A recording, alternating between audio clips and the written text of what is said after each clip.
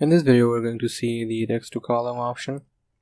Now for example, let's just say that you have some words here. Wait a minute, let me just bring it here for there you go. Now let's just say that you have a sentence in a single cell and then you want that to be spread out in various cells instead of a single cell. Now to do that, what we are going to do is we're going to go to Data tab and then we're going to go to Text to Columns. Now let's first do it for I like apples. Now we're going to do fixed width and then go to next. There you go. And as you can see, it's going to convert the sentence of this single cell into 3 cells. So I is going to be in a cell, then like is going to be another cell, and apple is going to be another cell. So you can adjust the spacings like that manually.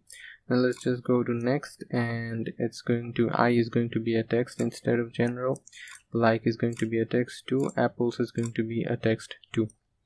Now click on finish. And as you can see, I like apples are now in 3 different cells. Now for A for apple, let's just say that let's do it. Let's go there. Now going to next. Now A is for going to be displayed in a single cell, 4 is in another cell, and apple in another cell. But I don't want that. I want A and 4 to be in a single cell and apple in another cell. So what I can do is I'm going to drag the barrier here to the next barrier. Now A4 and apple are in 2 different cells.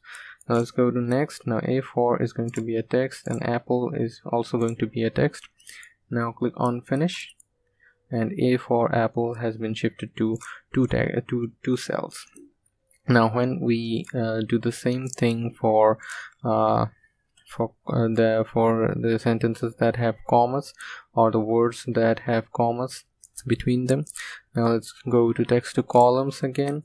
Now before I was using fixed width, if you had noticed, now we're going to use delimited because there are commas. Delimited is for characters such as commas or tabs separate each field, and fixed width are for fields are aligned in columns with spaces between each field. Okay, so let's go to the next, and then I'm not going to do it tab wise, I'm going to do it column wise.